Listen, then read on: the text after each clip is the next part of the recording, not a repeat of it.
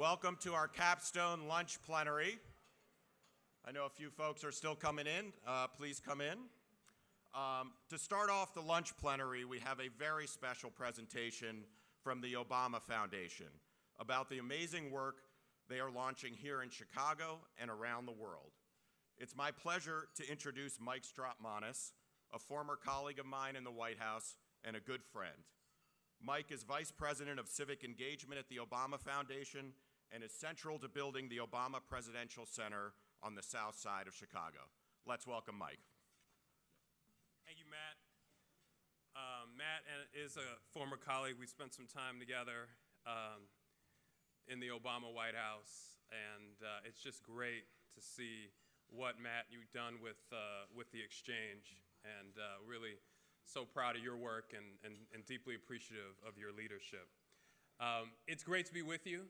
Thank you for having me today. I'm really glad to see you all, and I have to say, I don't want to speak too bold here, but my sense is you all are like super happy to see me. I mean,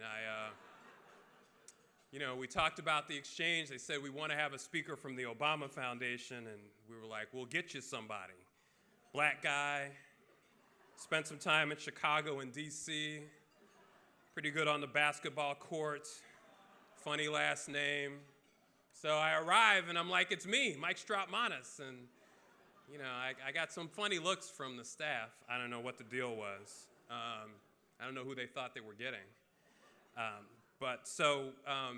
Speaking of, and this may have been a factor, I think we want to start with some words from somebody that you might be a bit familiar with, who can talk about the Obama Foundation, the work we're doing, and the opportunity we see in front of us. So with that, let's play the video.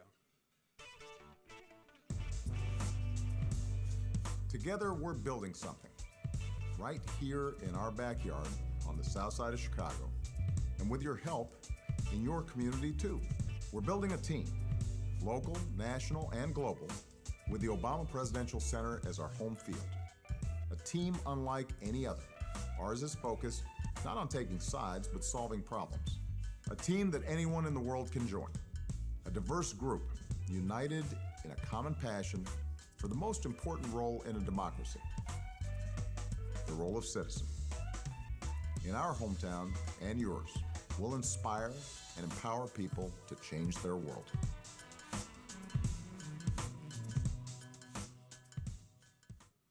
So yes, that is our leader at the Obama Foundation, and that is our mission. And we think it's so important to have this conversation with you, the Mission Investors Exchange, on this mission of inspiring and empowering people to get involved and to change their world. Central to that, we think, is particularly a desire to engage the next generation, young people, and train them to be the change that they want to see in their communities. Now, while some of you all here have organizations that have been around for a little while, we at the Obama Foundation, we're just getting started. We don't have all the answers yet. We definitely will need your help. But I want to shed a little bit of light about how we are thinking about this critical and important mission. Through this work, we believe we have a tremendous opportunity to harness the excitement and the power of our young people to increase engagement, civic engagement in our community. And that is why we are so focused on training this next generation of leaders. But this mission that we've chosen is not without its challenges. When I started this job, President Obama told us that he believed he could have more of an impact as a former president than he did during his 8 years at the White House. And of all the things and challenges that he could have taken on, he decided to take on this challenge, this mission of civic engagement. So we want to really challenge and engage young people across our city here, our hometown in Chicago, around the world, to know that they can make a difference. They've told us that they want to make a difference, but they've also told us that they don't know how to get started. There is no playbook out there right now for what works in citizen engagement. So even if you want to make a difference, it can be hard to find your way. Also, let's face it, civics isn't always seen as the coolest thing in the world. I don't know why. I think it's pretty cool. But also, we find that even if people want to get involved, they're often reluctant because our public discourse often is not civil and often is not productive. So we want to break down this process so that young people who want to get involved feel like it's approachable and that it's easy to do. Throughout our work, we are going to prioritize listening, learning, and co-creating. You know, you could, with a former president, just decide that you want to go out and tell everybody, these are the answers. Here's what we're doing. But instead, we really want to take an entrepreneurial, iterative approach to this work, seeing that we can start small, then expand, focusing on achievable results. And so with each of the programs that we're launching, I'm going to talk about a few of them today, but as you see them roll out in the coming months, you'll notice that we want to balance kind of launching and testing these specific programs along with effectively addressing specific challenges. And we'll update things and we'll change things in this proof of concept mode that we want to be in based upon what we learn. So we've already gotten started. We're not waiting for the Obama Presidential Center to open its doors on the south side of Chicago in 2021. We're getting started now. We've already engaged in programming to encourage civic leadership, like the Obama Summit that we held last fall here in Chicago, or our inaugural class of Obama Fellows. These Obama Fellows, there are 20 of them, selected from only 22,000 applicants from around the world. Those 20, they're actually gathering in Chicago right now, and when I leave here, I'm going to go join them along with some surprise guests as they begin their fellowship. We also are intentionally, I know I keep talking about youth here, we also are focused on the young at heart, but we do believe that grabbing and training this next generation is important. And so we tried something out that we called our training days, where we took college-age students between the ages of 18 and 25 and put them through a workshop. We also have internships that we're offering, providing job skills to young people through the Obama Youth Job Corps. And we are going to continue our work on My Brother's Keeper, a program President Obama started in the White House to support boys and young men of color. So this programming is global. This programming is national. We're all, though, really focused also as we launch our programming in creating a home for it. We hope that Chicago becomes really the global hub for civic engagement. So we're creating the Obama Presidential Center. And our hope is that we can create a campus, a place that is dedicated to informing and inspiring these leaders of tomorrow, integrating it into one of our jewels here in the city. And I hope you get a chance while you're here to drive around the lakefront. And don't just stop at downtown.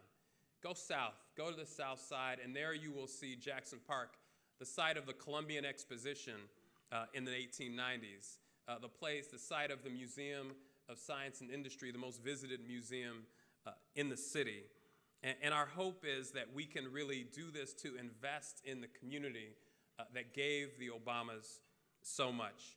We're creating contiguous, open space where we hope kids and families can play and enjoy the outdoors. And we're adding not just the traditional museum, but also a bunch of relaxing and engaging recreational spaces, gardens, walking and biking paths, an athletic center, a sledding hill. I don't know if you know, it snows every once in a while in Chicago, and playgrounds throughout the site.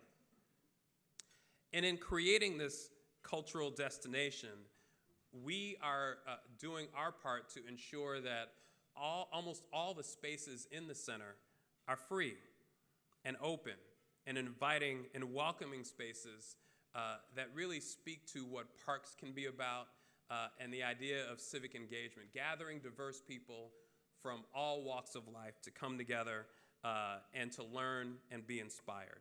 So having this right now in our backyard, in the south side of Chicago, the neighborhood in which Mrs. Obama was raised, the place where President Obama decided to come and learn about civic engagement and raise his family is so important. But this also gives us a chance to bring much needed investment and economic impact to this community. We believe that we're going to draw an estimated 760,000 visitors annually. That also gives us the opportunity to impact the economy through about 5,000 construction jobs we think will be created because of this project, and 2,500 permanent jobs created, not just at the OPC, but from the kind of economic investment we think we're going to bring to the neighborhood and the community, all totaling over about 10 years, $3.1 billion in economic impact to the neighborhood and to the city of Chicago. Now, how we thank you, I appreciate that. One guy here is a South Sider who's fired up about it. But what we do is not the most important thing. How we do this is something that's critically important as well, because we know that this can be a model for how to do this kind of transformative work. We have a goal to create a truly diverse and inclusive workforce, and we've set incredibly ambitious goals for diversity and inclusion. So, look, I don't want to beat around the bush here. Our society, all of us, we have work to do to create the kind of inclusive organizations and society that we need. What I've always said is I want people at the Obama Foundation to have a different, better experience than they may have out there in the world, where they can be judged by their work and by their ideas. But we need to do that ourselves. We have to walk that talk. So we've taken some early steps, and in our construction project, we've committed to giving 50% of the subcontracts on our $350 million project to diverse firms. That includes firms run by people of color, women, people with disabilities, veterans, and the LGBTQ community. So, for starters, we went out and said, who are the most diverse people, the diverse team that can come together to build this center? And so we've embraced a joint venture that was created called the Lakeside Alliance. The Lakeside Alliance has a national construction partner along with the 4 largest minority-owned firms in this city who have come together and thrown away the old majority-minority model, but created something so that the minority firms have a seat at the table and are integrated in every decision that's being made.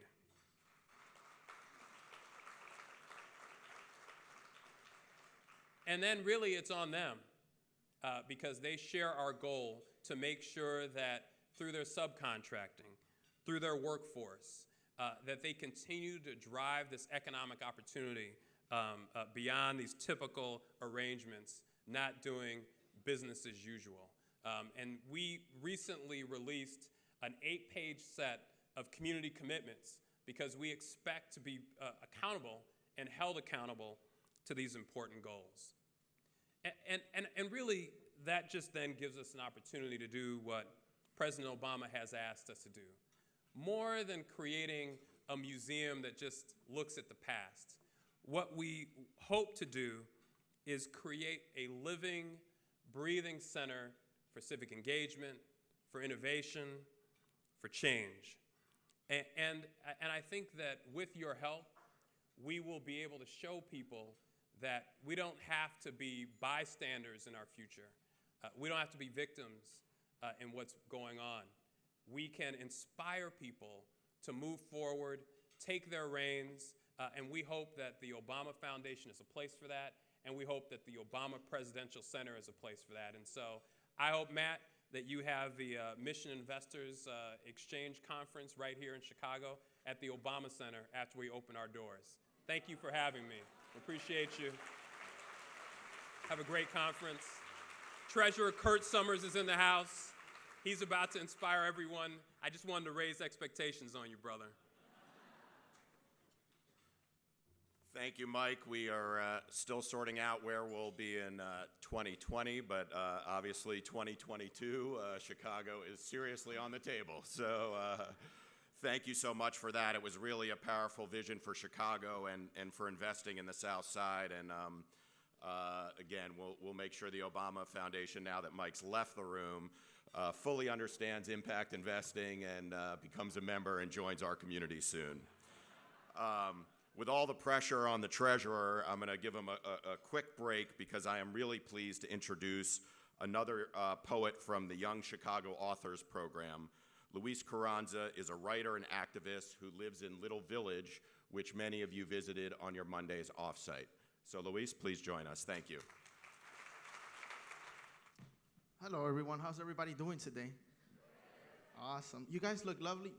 These lights, I just realized these lights are really bright, so shout out to the person who came before me, because, you know, these lights are bright. Anyways, I have a little poem for you guys today, so I really hope you enjoy it. But before I, start my poem, I would like for you to look around and the edges, and, the people in the black uniforms, I want you to give them a really big round of applause because they served our table and they did this really, lovely lunch today, so. Make sure you thank them for that when you're heading out, so. Perfect. So the poem that I'm gonna do today is titled El Norte, and it goes a little bit like this. En el norte todo es mejor. So my parents migrated from Mexico to El Norte, only to end up in the southwest side of Chicago. They still believe the north side is better than the southwest. Allá todos tienen dinero, my parents both say. Both minimum wage factory workers dreaming of a house of their own, and I know a piece of their heart was lost somewhere in the desert. My concerns are no different.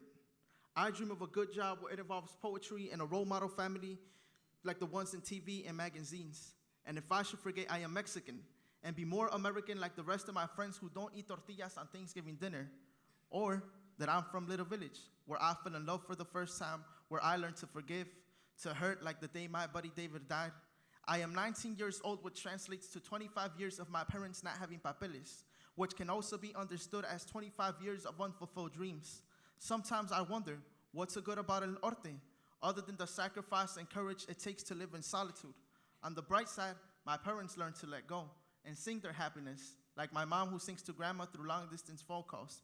México lindo y querido, si muero lejos de ti, que digan que estoy dormido y que me traigan aquí, si muero lejos de ti. Is the conversation my mom has with grandma who keeps asking to come home already. My dad, on the other hand, is trapped in the vicious working cycle. He wants to send my siblings and me to college for a better future, or why not?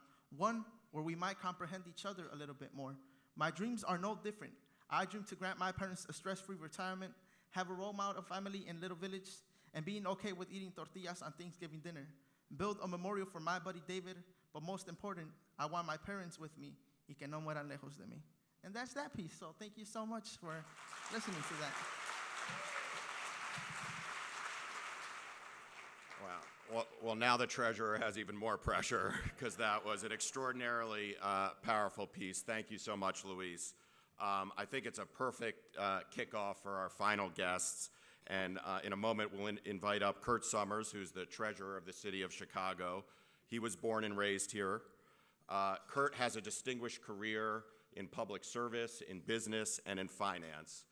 And as treasurer, he manages over $8 billion and is now incorporating impact investing into the city's portfolio, with a particular focus on diversity and equity across Chicago's communities. He is really the perfect person to lead this capstone conversation on championing equity and impact, both in practice and in place. Treasurer Summers.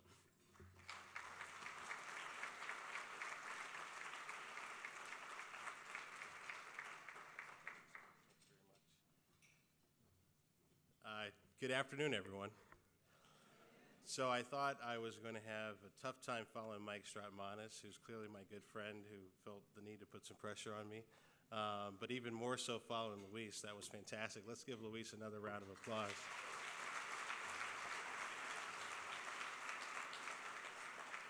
I was actually fortunate enough to meet Luis. You may not remember this, but it was maybe 6 or 8 months ago at a bookstore, an independent bookstore in the West Loop. Oh, there it is, Open Books, where a common friend of ours, Kevin Koval, who's one of the founders of Young Chicago Authors, was introducing a book that he wrote called The People's History of Chicago, and he was doing some readings. And at first he asked me to come, and he said, hey, I think you should really just come check it out and sort of get this vibe of this place and all the artists here in Chicago and hear their stories.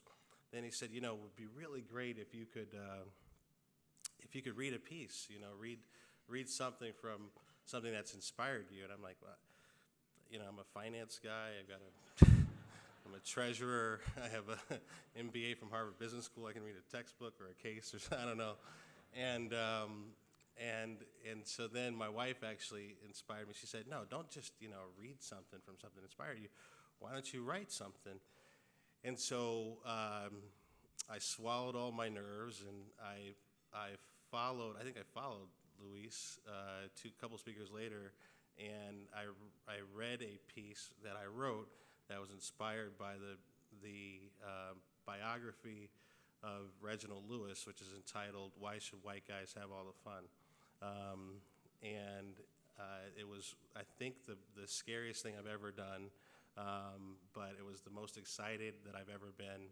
And I got to tell you that Luis and the other folks from Young Chicago Authors that get together and do workshops around this city every week and are part of the cultural fabric of this place really inspire me, and they're part of the reason why I believe this is the kind of place to invest in for the future. So I want to thank you again for being here. I think there's really no better place to have conversations around impact investing than right here in the city of Chicago, because while we clearly have faced significant challenges with respect to racial and economic equality and opportunity, we also have been coming together to leverage our collective financial power in pursuit of a more equitable city.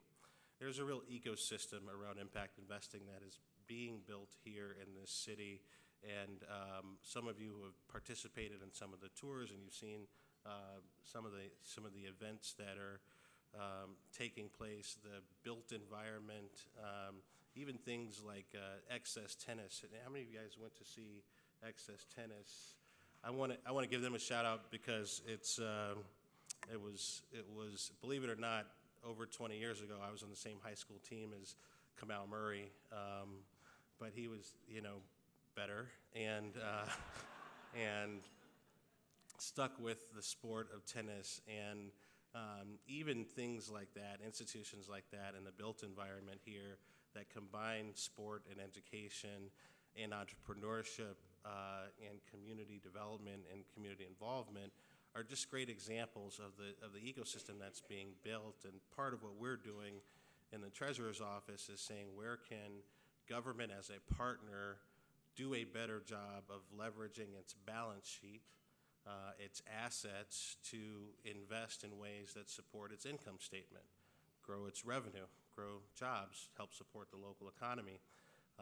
Novel concept for municipal government, I know, but something that is sorely, sorely needed. And as many of you are from around the country and around the world, often in state and local governments, we have mandates to invest our assets really everywhere, invest our assets in all parts of the globe except in our own backyard. And in our case, we've been missing out in Chicago on decades of investment in the third largest market and the largest economy in the world. And what we've tried to do with the launch of the Catalyst Fund is put $100 million of our own capital to work and put our money where our mouth is, and encourage $200 to $300 million of outside capital from investors, some of whom may be in this room, institutional investors and others who see the value of investing in Chicago. So with that, I'm glad that you're here. I'm glad that we can tell that story. And I'm also glad that we're not alone in this effort of using impact investing tools in pursuit of racial equity, diversity, and inclusion. Over the next 40 minutes or so, we'll hear from four of our nation's foremost thinkers and practitioners to explore how foundations are playing critical roles in promoting these principles. At this time, I want to invite the four panelists up to the stage and take a moment to introduce each of them. First, Jamie Maristotis, who is the president and CEO of the Lumina Foundation, which is the nation's largest foundation focused on solely increasing American success in higher education. Jocelyn Sargent, who's the executive director of the Hyams Foundation, which strives to increase economic, racial, and social justice within low-income communities in Boston and Chelsea, Mass. Lori Bezaler, did I pronounce that right? You did. Oh, Amazing. wow. Yes. There was a big debate outside, just so you guys know. We were questioning ourselves. Who's the president of the Edward W. Hazen Foundation, a private foundation committed to supporting leadership of young people and communities of color and dismantling structural inequities. And finally, Latha Reddy, who's the senior vice president of diversity, inclusion, and impact at Prudential Financial, but is also the president of the Prudential Foundation. Let's give them a round of applause.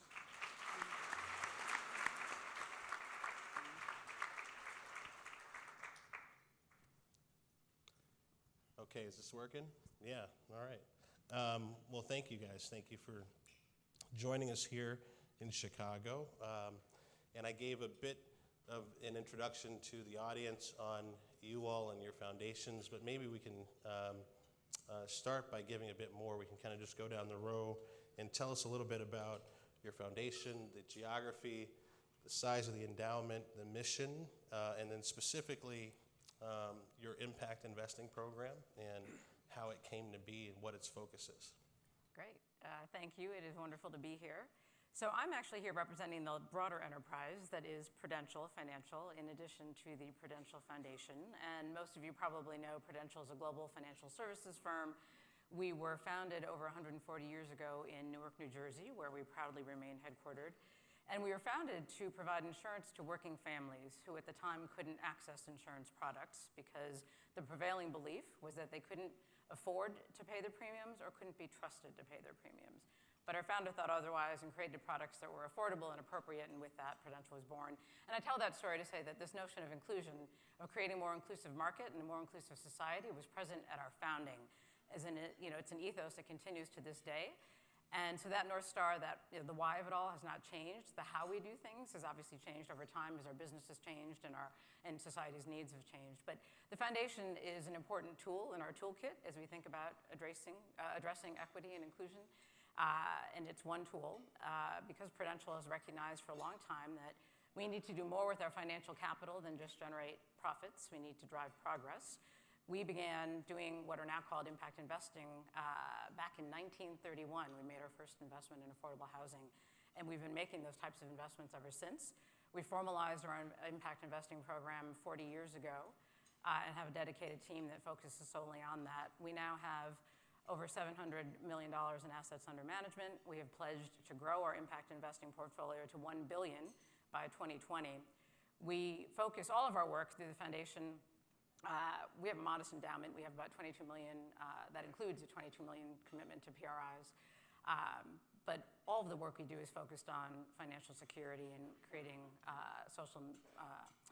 financial mobility for underserved and financially vulnerable populations. And so we focus on areas that ladder up to that.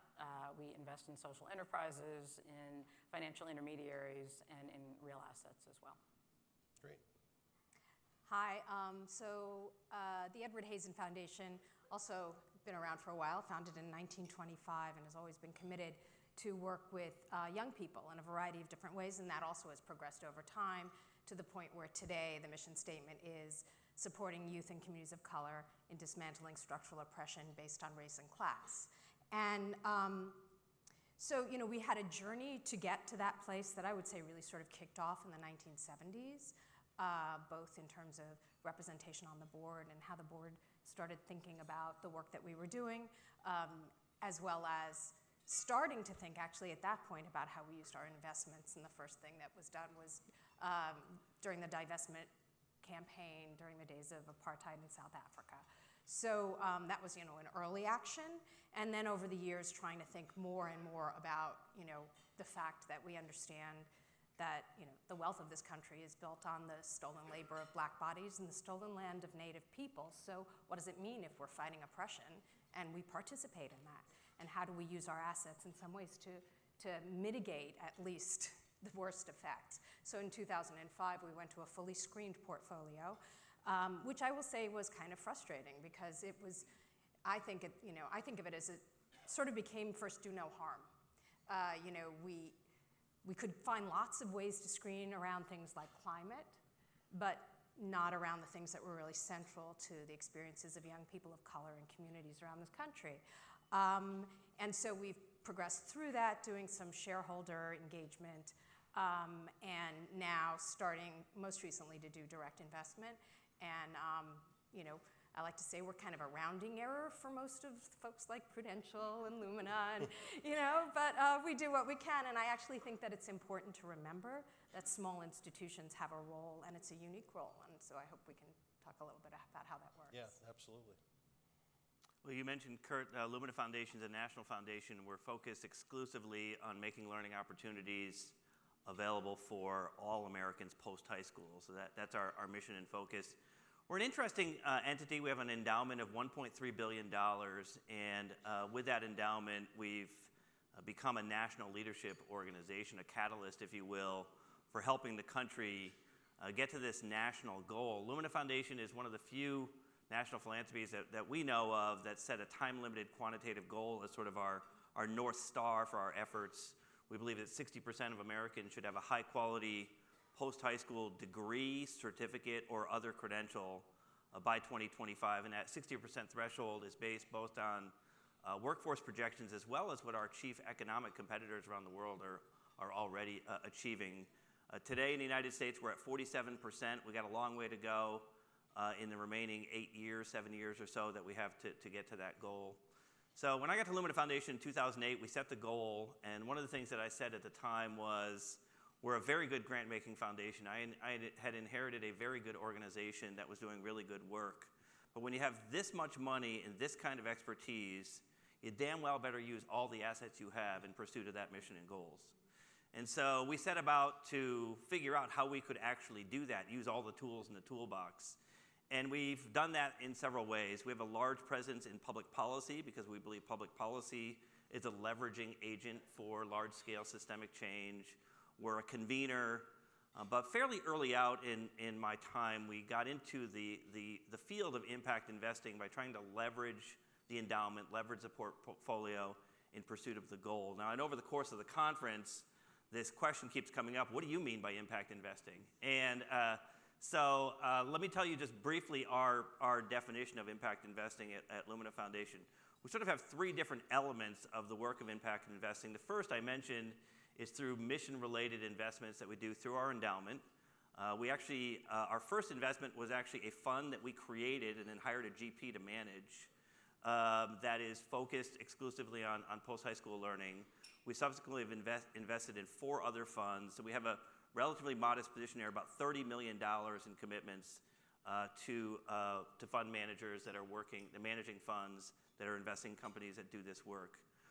We have work focused specifically on the issues of equity related to investing in accelerators that are trying to improve the pipeline of entrepreneurs and as well as co-investors that are actually focused on this space of post-secondary learning. So we've invested in firms like Camelback Ventures and Village Capital that are doing important work in this space. But our largest bet now is through what we call Lumina Impact Ventures.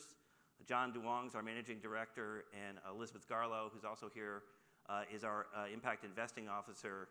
Through Lumina Impact Ventures, we are doing direct equity investments in startup companies, mostly Series A, though not exclusively Series A investments. And we've committed today to $50 million in investments in those startups. We currently have a portfolio of 7 companies.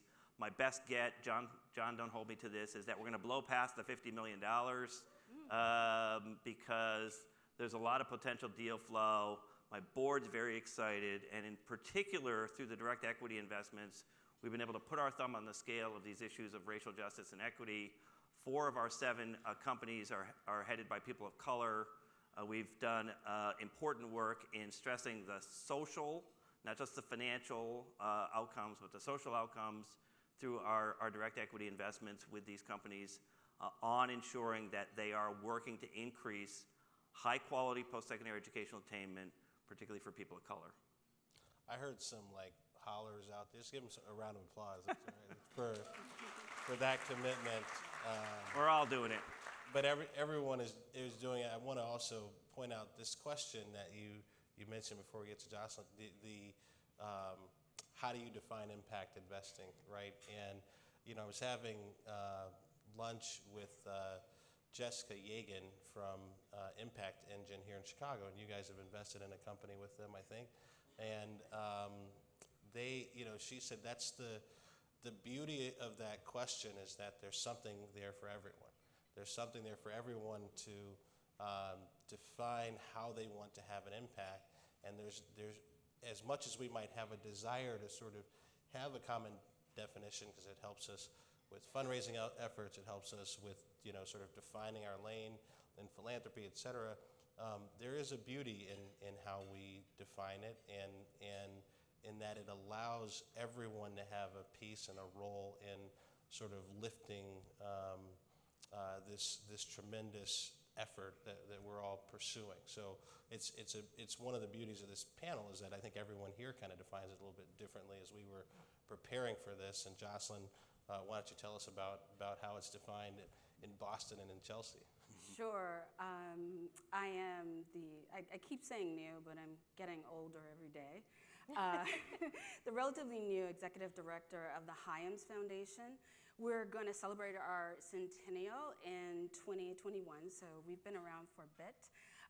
Our foundation started as a trust invested in supporting new communities, primarily marginalized and immigrant communities in Boston that were the need to really include them in a vibrant civic life in the city is what was the focus of our foundation very early on.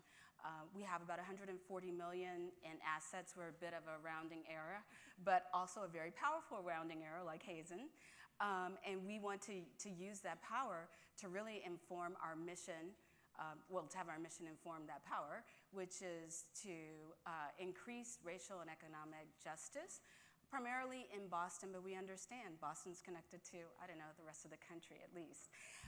So we are looking for ways to engage all of our resources, deploy all of our resources across the organization in service of our mission.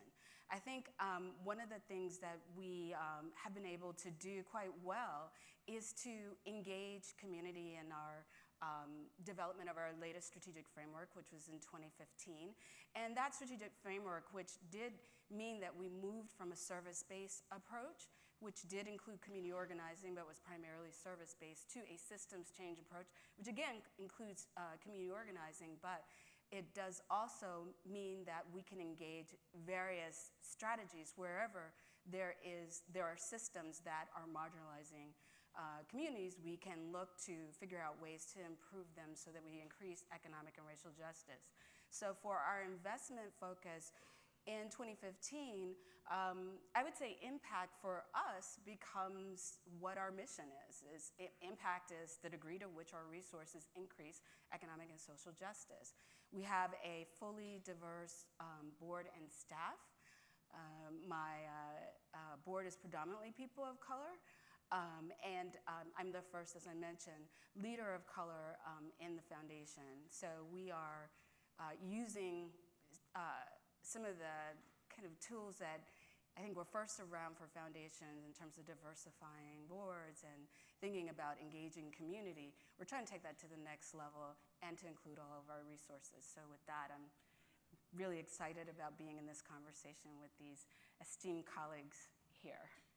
So that's a tremendous segue, actually, to the conversation around community engagement. And you talk about how you've sort of included this focus on organizing, but really everything now being about impact and directly driving community impact, and your sort of ability to do that by the way in which you're engaging with the community. I'd be interested in everyone else's take on community engagement, sort of given that context that Jocelyn provided. How have you gone about engaging the communities that you work in, and why has that been important in unlocking these opportunities for impact with your foundation? That's open for anyone. Where do you want to start? So I'm happy to. There we go. Well, because we try to make it a practice, as does everybody here, to engage authentically and meet people where they are. For a lot of reasons. I mean, the obvious one is you get a better outcome, right? I mean, it's not about us, it's about the communities we're trying to serve and work with, partner with. And so, again, not about our perceived needs, but it's about the actual needs and the unmet needs as felt by the community. And so having those conversations are really important. And then, frankly, it's about our license to operate. Because if we're not listening and we're not paying attention and we're not engaging in the way we need to be, people will and should run us out of town. So we take it very seriously and take that responsibility very seriously. One small example of how it's played out, but it was important because it just, again, is a model of how we like to behave. There was a community-based organization that had a building where they were running programs and providing services to neighborhood youth. The organization was facing some financial challenges. They needed to sell the asset, take the proceeds, and invest it back in their organization before they could start growing again. There's a charter school that wanted to buy the asset.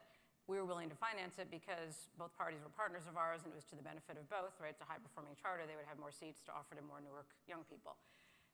The community was concerned because they saw it as services being taken out of the neighborhood, right, and something coming in that might not necessarily benefit them. It wasn't because it was a charter per se, but just it wasn't the same thing being replaced. And so worked closely with members of the community, members on my team, spent a lot of time, right, having conversations about what is it that's really the challenge, the problem here, and let's get to a win-win-win, which we ultimately did when the charter school agreed happily that, the kind of amenities they're putting in their school will become community amenities. So the gymnasium, the cafeteria, the playground, things that they were there going to offer to their students could be offered to the neighborhood, and that was that satisfied the issue, and so we went forward with the transaction.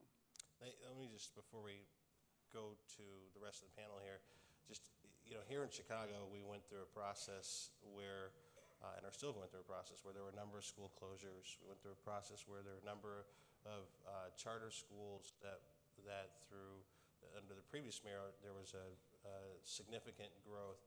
And I can't tell you enough how impactful it can be when you have a partner in philanthropy who sort of steps in and above the politics and above the government role and sort of says, we're able to listen to the community in a way that maybe it, flies above the political agenda and can also do so from a place of trust and credibility. And so thank you for that story. And I just think about it in our own city here, where we see opportunities for that every day, still see opportunities in this environment. Sure. In some ways we're similar to Himes. Like Himes, our board is actually close to 90% people of color at this point. I'm the third woman president. The previous one was a Latina. Before that, an African American woman.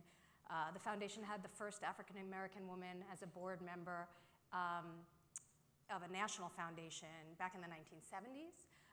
So there's definitely a history in this institution of thinking about race and gender and issues of oppression in a lot of different ways. And our funding all goes to grassroots community organizations that do organizing, that engage young people of color, parents, et cetera, in social change in their communities. A lot of it is around education, but it's also immigration and housing and all the different issues that affect young people of color in particular that they want to take on, that they choose.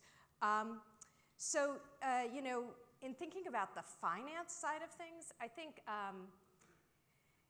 for us, we have a sort of critical race analysis, critical race theory kind of way of looking at all of this, and we can, talk about all these issues in very kind of theoretical and academic ways. But it's been really important to engage with young people and communities to see how finance actually shows up there, right? And so there's one, I'm actually going to tell you about an investment we decided not to make because of that.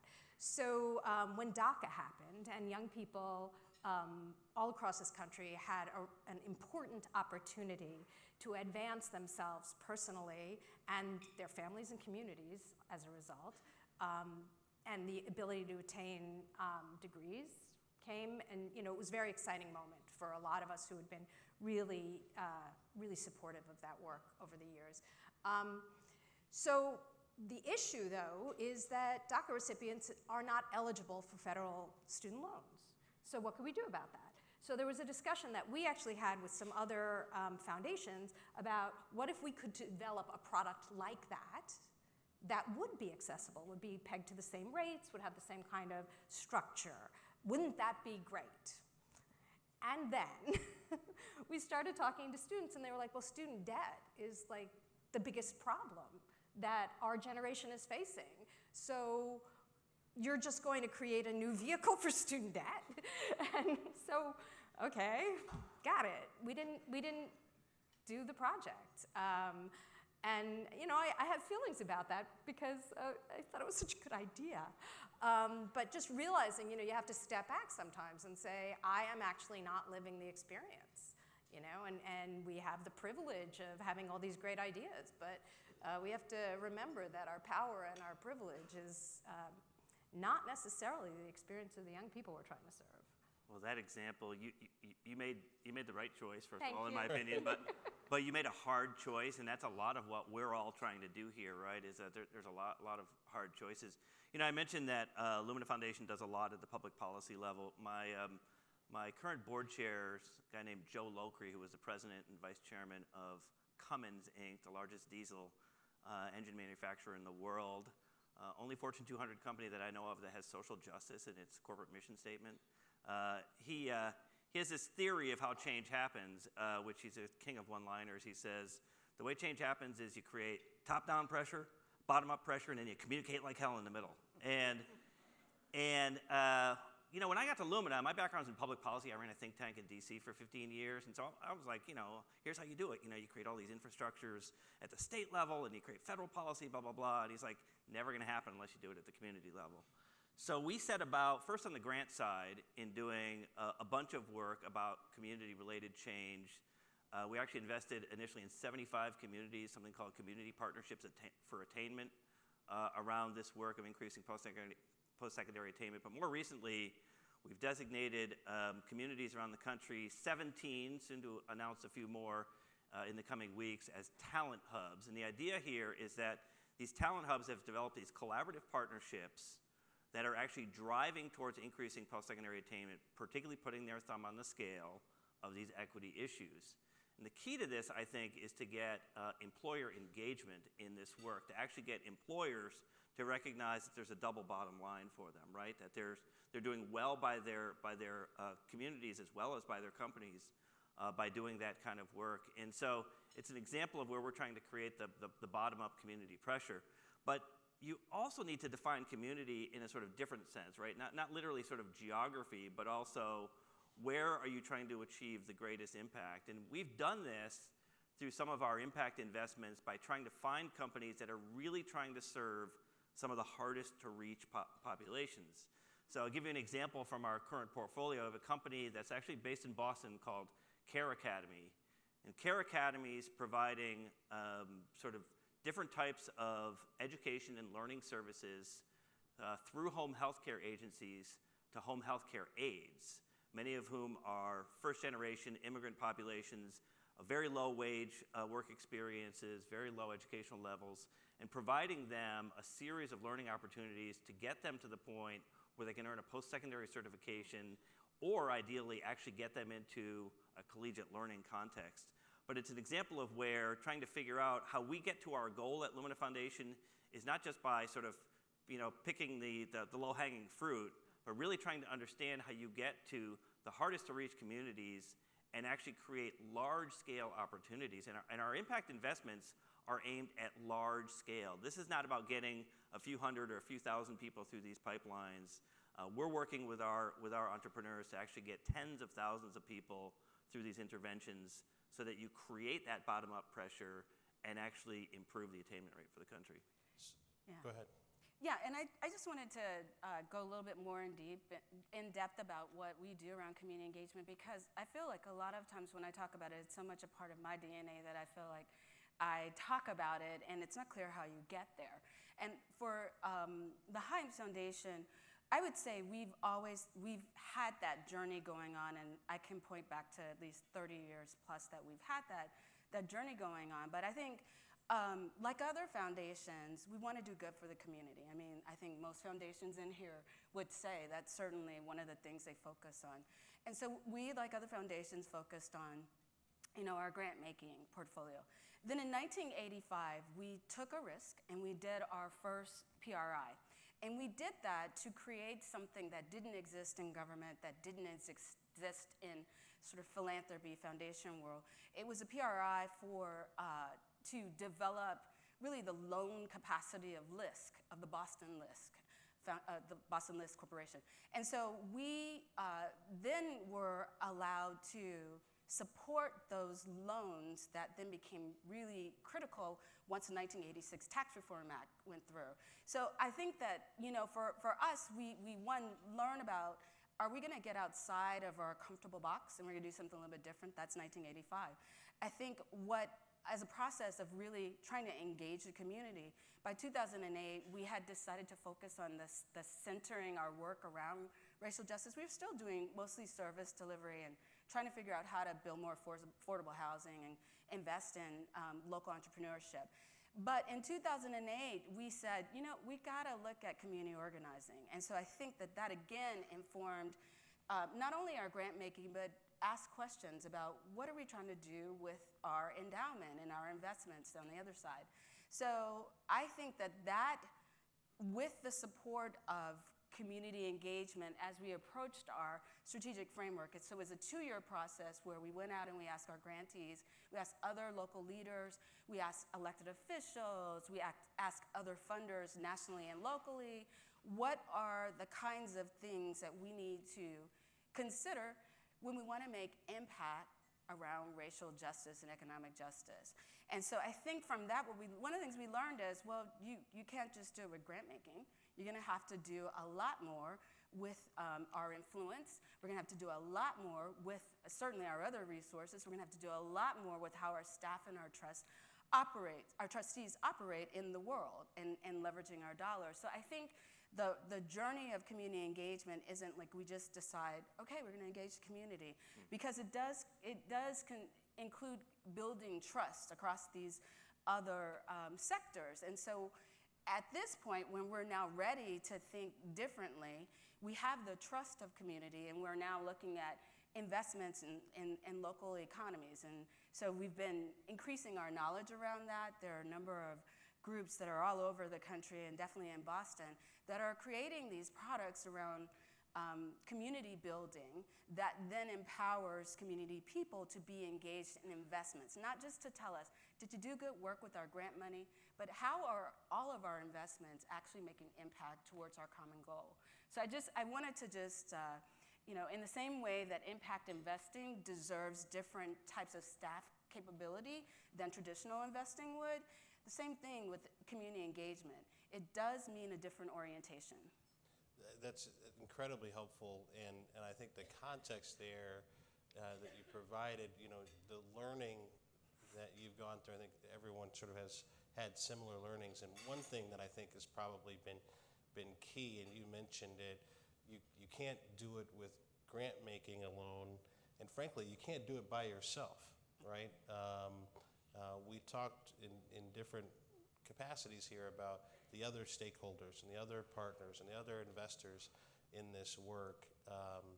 And Jamie, you talked about the desire for now the work to be scalable, which requires other partners, right? In any sort of form that's scalable. Give us some examples of where you've seen the work you've done over the years, especially in partnership with other investors and with government, where they've provided examples for policymakers or a wider a variety of investors to join in and help improve scale. You know, there's an awful lot of examples I think all of us could bring to this equation. You know, I think that this issue of collaboration, it's one of the things, I think I can speak for my colleagues here in philanthropy. We say we do it, but we don't always do it. It's harder to do than it looks, and in part because you're mission driven, in part because you've got to meet certain funding objectives, et cetera. But the impact investing is a space where you've got to do it. And one of the things that I like about the impact investing platform is that if you really are trying to achieve the kind of scale you want to achieve through impact investments, you've got to find like-minded partners that are actually going to stand shoulder to shoulder with you and actually make those kinds of investments. You know, I think another element of I'm very opinionated about philanthropy's role here, but you know, another element of philanthropy's role here is that we have these large asset bases, but we don't really use them to their full potential. And so when you think about the collaborative opportunities, you know, with all, you know, great respect to my friend Larry Kramer, who spoke at the beginning of the meeting, who has a different view of this work than I do, I don't understand how you can be satisfied with 5% of your assets trying to achieve 100% of your mission, right? That doesn't make sense to me. So you've got to figure out a way to actually achieve your objectives with all the tools that you have in the toolbox, and you've got to do that in collaboration with other partners. And you know, we've done that at Lumina Foundation in lots of different ways. So our public policy investments tend to be very collaborative with lots of different partners. Kresge Foundation in Michigan is one of our closest partners, and a wide variety of efforts. In the impact investments, particularly in the direct equity investments that I mentioned, we tend to be a first or early investor in these seed stage companies, but our objective is to use our brand to draw other investors to the work, to actually leverage that brand to bring other investors to the work. And so, you know, we're working with like-minded entities that are already thinking about impact investing, but maybe aren't in this space, but we're trying to draw in as many collaborators as we can from philanthropy, but also from the corporate sector and from the investor world. And I think that's really what's required to achieve the social, the economic, the racial, the cultural objectives that we all have collectively as philanthropic organizations, as a country, is to figure out how we can do this together to make the sum greater than the parts. Other examples? Yeah, you know, I'm going to take it a little differently. So, like I said, we're small. There's no way we can do anything that we're trying to do without collaborating and developing partnerships, and we always have. We do it on the grant side. You know, I say like 75% of my job is trying to leverage and try to get peers in philanthropy and elsewhere to also move money to things that we care about, that we, you know, ways that we think about doing work. So, you know, for us, it's a matter of survival. It's a matter of just, you know, how are we going to get anything done? Because, you know, dismantling structural oppression is going to take a little more money than we have. So that said, the place that we started in terms of thinking about our investments was, you know, screening our portfolio. And as I said, there just weren't the tools to do it. And, you know, my sense I'm not a finance person, and I'm learning every day from folks in this room and other places. But, you know, it's really clear to me that, you know, managers are going to do this. They're going to figure out how to screen around racial justice issues if we demand it. So how do we get partners who also go to their managers and demand it? And then they're going to need something else, which is tools. How do you do it? You know, right? It's easy to say how much fossil fuels are in your portfolio. Well, it's not so easy, but, you know, it's obvious. It's a clear thing, right? But what does it mean to screen around racial justice? I mean, there's obvious stuff, right? We divested from private prisons. That seems pretty clear. But what is that, 2 corporations? Right? So what about fair chance hiring? People who are coming out of situations of incarceration and not just getting a job, but a job with a career path. You know, what are all of those things? And so how are we engaging corporations in that practice? How are we asking our managers to engage with where they're putting our money? What about tax avoidance? We know the biggest impact for communities of color is the ability to support the services that they need. And tax avoidance undermines our ability to do that. So how are we engaging corporations around those questions? And so I'll just, a little shout out, Transform Finance. Are you here right now, Andrea? Anyway, Transform Finance is doing a project to help figure that out. What should we be asking? What should we be telling managers to ask? And, again, like in our role in that is we can't afford to fund that whole project, and in fact, we're not. We put a small grant in, and we're helping to connect the folks at Transform Finance to racial justice practitioners. That's the world we know, right? And we want to make sure that they are doing that work so we can, with a small grant, hold them accountable for doing it, right? And then we can also make sure that the people that we think they should be in conversation and relationship with are talking to them. But again, it's not like I'm going to, at the Hazen Foundation, be able to do that work. We need to have partners. And so, I hope that others will start asking their managers. I mean, everyone in this room can ask your manager, have you thought about this? Because we care about it. Thank you. Latha. Yeah, I think it's clear, right? So we are large. We're a large actor in capital markets. We can't do it alone either. And so Jamie's point about all of us need to leverage all of our literal and figurative assets, right, to drive mission is, we couldn't overemphasize that enough. And I think that's, really a big takeaway, I hope, of everything we say. And so, we're a big brand and an institutional grade investor, right? So we can bring a lot of clout to these transactions and help crowd money into them. So that's a big role that we like to play, right? We can't do it alone, but we can be first in, some of the higher risk dollars that go into that. And then conversely, right, we're doing a lot of partnering with foundations, and the Kresge Foundation in particular, the Casey Foundation as well, where foundations are stepping up, right, with the guarantees to cover part of our credit risk. And then that unlocks more capital on our side. Even though we're doing this, right, we can put more capital towards it and take more risks and invest in people who, right now are not getting access to capital, the access that they should have, right? And that typically is diverse managers, diverse, right, people in general. And so if we want to fulfill that promise and that commitment, then it's going to take partnerships all around. So this is, I want to ask one more question before we open it up to the audience. And just so you know, if you're in the audience, there are cards on your table for questions for the speakers, and they'll be collected as we enter the Q&A period. So fill them out if you have a question. I want to talk about other opportunities moving forward. And many of you have sort of talked about where there are areas of focus, where you're beginning to see traction with other partners and other investors, even where you're beginning to leverage influence with managers, et cetera. But I want to dive into that a bit more because the audience is here. These are the like-minded folks. And these are the folks that you all seek to partner with. You spend 75% of your time trying to convince them to go in the same direction. Where do we as an audience, where do we as a community, where do we as an ecosystem seeking to have this kind of impact, where do we need to focus more of our efforts? Where do you need to see more partnership, more capital, more resources, more use of our collective influence? And this is for anyone to start with. First of all, right, let's start cleaning up our own houses. So looking internally, right, and thinking about our leadership, about our staff, about, right, everything we do, all the practices, again, pulling all the levers that we can pull to drive equity. And so just a couple of concrete examples, right? Prudential's an asset manager.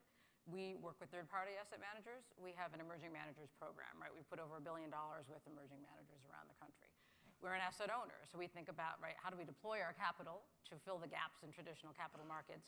We've got a diverse venture strategy that we're, deploying.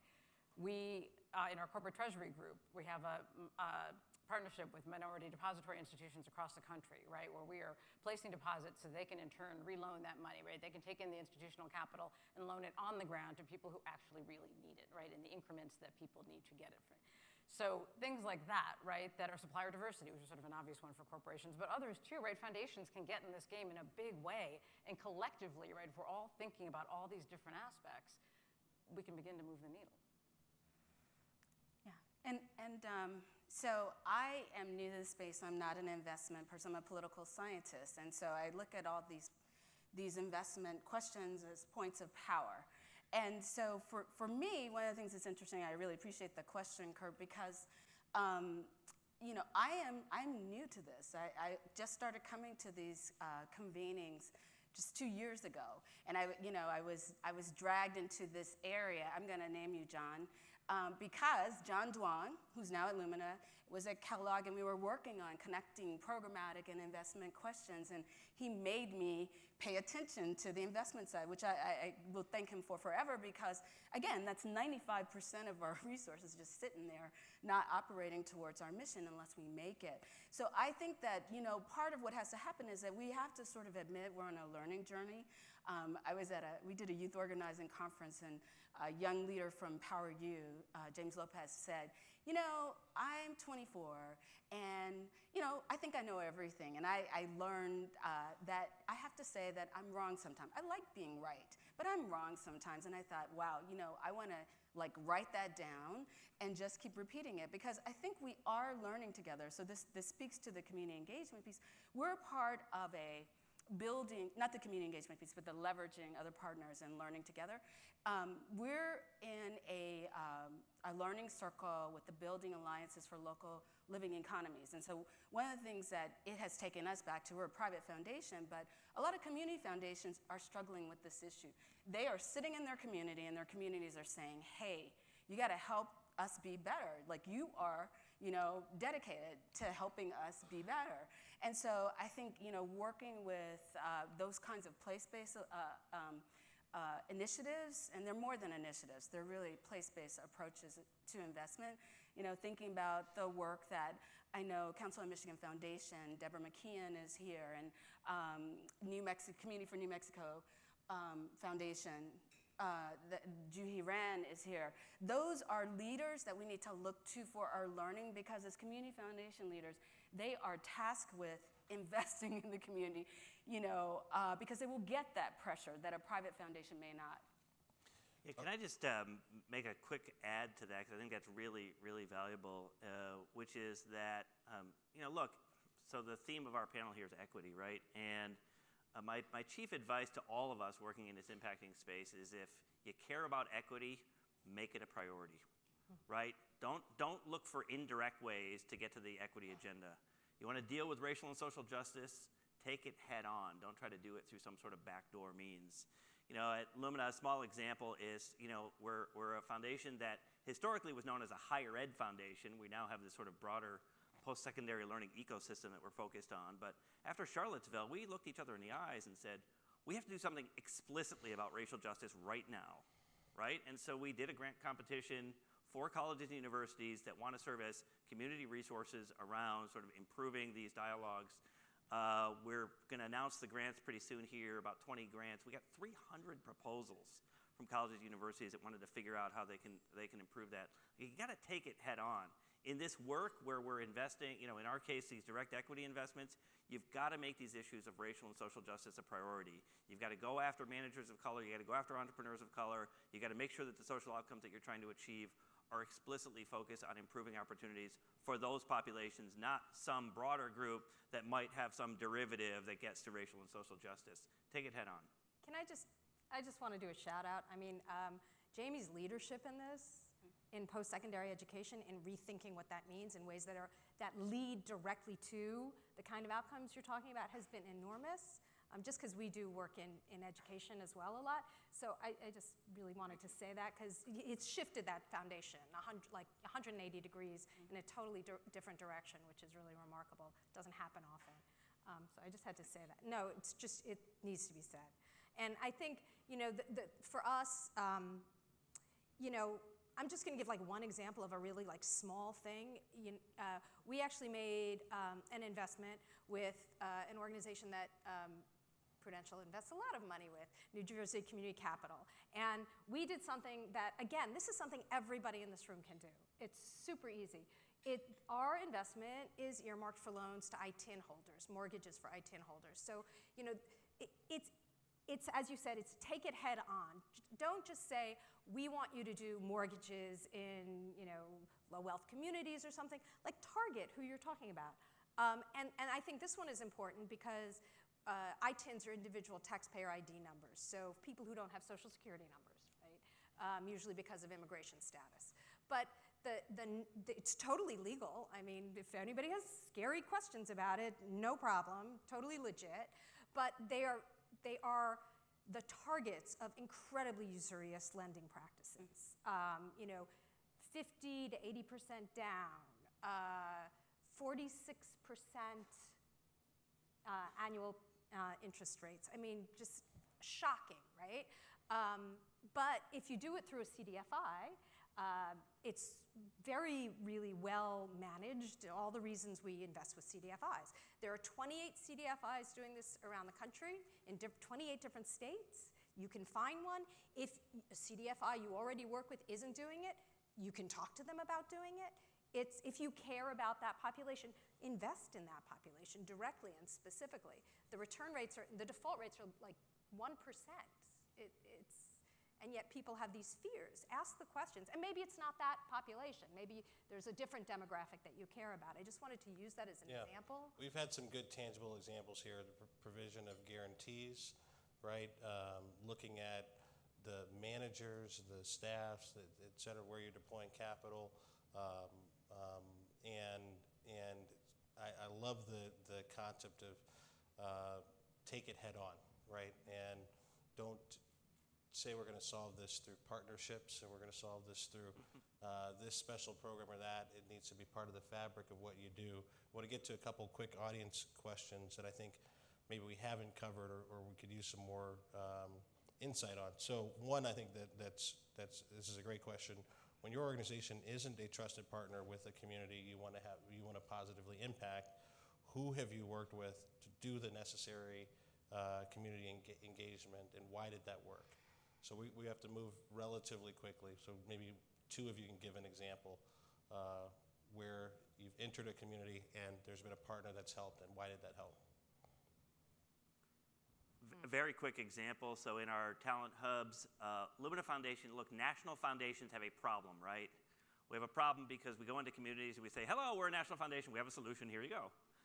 It doesn't work that way, right? We know that that's not how community change happens. So our work is always, what's happening in that community? Who are the leaders? How can we add value to their work? Every single one of these communities where we've invested behind the work of others, not to try to lead in those communities. It just doesn't make sense. We don't have the local connections or the expertise to do that. Yeah, also National Foundation, our work is different, but similarly for us, it's about power.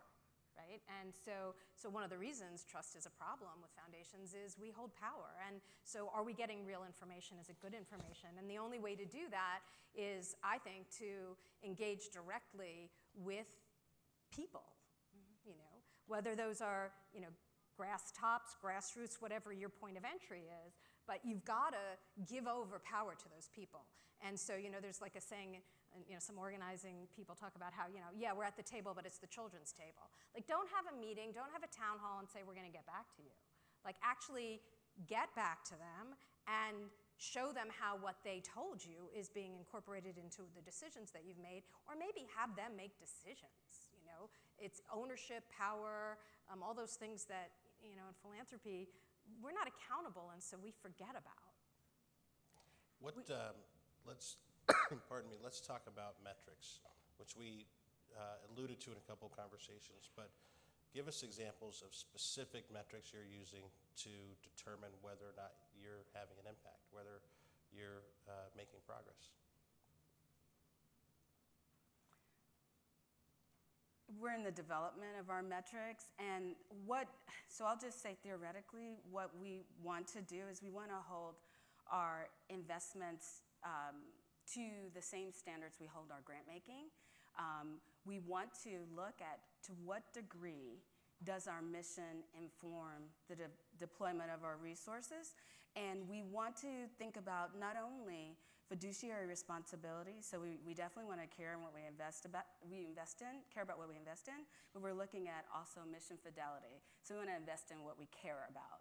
And so that is something that we're holding higher in our metrics. And, in theory, the question that I ask my trustees, which are all community members, but the question that I ask them is, what would be the excuse for not deploying 100% of our resources into our mission. So I think mission fidelity is a piece that we are now raising up to look across all of our investments.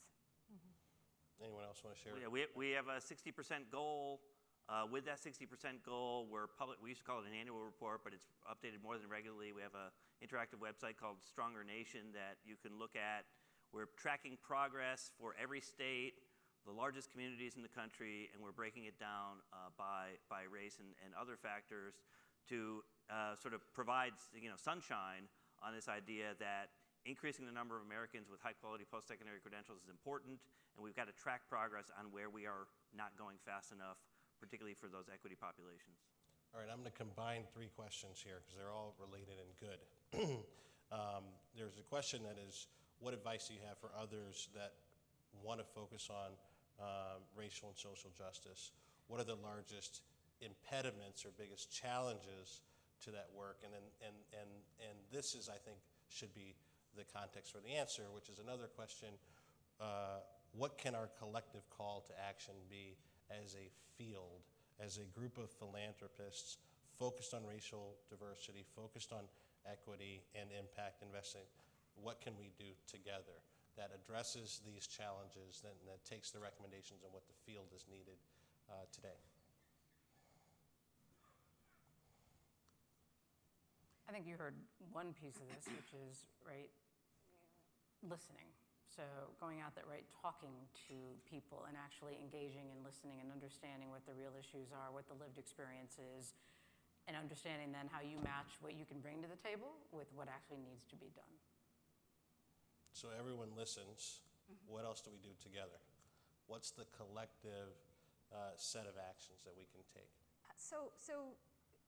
For those of us who do social movement theory work or whatever, this is what we would call a movement moment, right?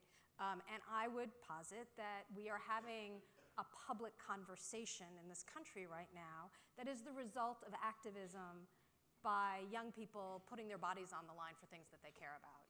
Young people in Ferguson, young people in North Dakota with the Dakota Access Pipeline. We are talking about these things because they are telling us we must, right? And it's our job, I think, this is my sort of call to action, to create change that then becomes sustainable, because moments end. And we've seen that in cycles throughout history. It's just the way it's going to be. We know this will be over. So my job, personally, the way I'm taking this on, and the way I would ask my colleagues who care about it to take it on, is what are the sustainable points of change? And I think one of them is, the one I mentioned about what can we do in terms of how we talk to our managers that then becomes incorporated into their practice, right? And then our practices as well, right? How do we look internally at our own practices? Who are we hiring? Are we asking for demographics of the leadership of the organizations that we're funding or that we're investing in? All of those questions have to become incorporated into our own DNA, because the moment's going to end. And we have to have moved that sort of corkscrew of history, I like to think of it, sort of forward, so we're not really back in the same place. The greatest barrier that we face in our work, since we've made equity this priority, is that we get pushback from people, some of them well-intended people, who say, yeah, I get this stuff about racial and social justice, but what about rural white people? And our response is, look, there are lots of factors that are important here that we need to focus on. Geography is a factor, right? Low-income status is a factor. So for rural populations, dealing with housing insecurity, food insecurity, lack of talent, all those things is really important. But Lumina Foundation will not have a white people strategy. We do not believe that their whiteness is a condition of their disadvantage. So we have to focus on what we're actually trying to achieve here, which is greater economic and social security for people. And we need to put our thumb on the scale of race, because race is a documented condition of disadvantage in the United States today. And there are rural people of color, by the way. Right. Yeah. And it's the same issues. I just love this. I'm from the South. I won't go off on that. But that's a critical issue. There's no division there. And I would think for us, our greatest barrier, and I think it's more for the field. There are a lot of good people here, and I keep thinking, oh, I know these people. I know this person. I know that person. But that means that, yeah, it's a small world. of good people doing good things, and we need to increase that. So I think for all of us here, we do need to pay more attention to each other and collectively learning together, which I say it, but it's really harder than one would imagine. Because I think one of the biggest barriers is re-examining risk. And I think it does help, Jamie, your leadership, to change what we mean. What's a risky investment? Like, what are the conditions that we want to consider? And I think that leads naturally to a different way of valuing investments. So what value does this investment give us with respect to achieving our mission? And maybe a little, maybe a lot, maybe somewhere in between. And it gives us a chance to think more collectively and intentionally about how we are deploying our resources. So I would just say we really need to intentionally learn and pull together to identify some of the bigger barriers like risk and the things that keep us from investing in underserved communities. To me, they're just like, I don't understand, and somebody can explain this to me as investments, but underserved communities and communities that have been disinvested in, aren't they emerging markets? Isn't that where you're supposed to put investments if you're expecting them to be the best? I'm really confused, about that. So in any case, I just leave it with that I think question. that's a perfect note to end on, the domestic emerging market and the opportunity for investment. I want to thank Jocelyn, Jamie, Lori, and Laka. Thank you all. Thank you again to Kurt and the entire panel. That was an incredibly important conversation to bring the conference to an end. And thank you all for making this a priority in your work. When we opened this conference on Monday, I said that the imperative and urgency for our work couldn't be greater right now, and that business as usual is no longer acceptable, that the time for action is now, and that foundations have a unique leadership responsibility and a unique leadership opportunity. And I believe that panel really hit those points head on. More importantly, the panelists gave us real examples and laid out a real path for action that each of us can take back to our own institutions and our own communities. And I want you all to know that MIE2, as an organization, will do just that as we pursue equity and impact in all of our practices. Now, before I conclude, I just want to step back for a moment and give a huge thank you to the entire team at MIE, our amazing staff and conference consultants. If you could all please stand. MIE team, staff, consultants.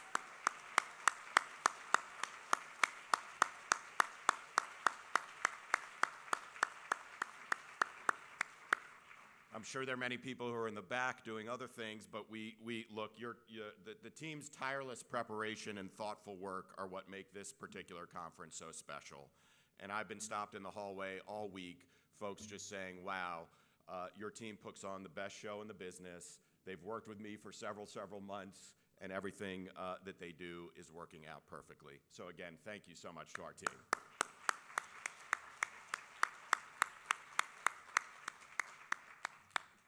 I also want to thank our sponsors again, our media partner, Impact Alpha, and the dozens of other partners in the room who've made this week possible. But most importantly, I want to sincerely thank each of you, because this really is your conference. Mission Investors Exchange is really your network. And together, we are getting stronger and stronger every day, building the movement that the last panel talked about, as you partner with your colleagues and take bolder action in your institutions and communities. So thank you again for joining us this week in Chicago to drive our mission forward. Thanks so much.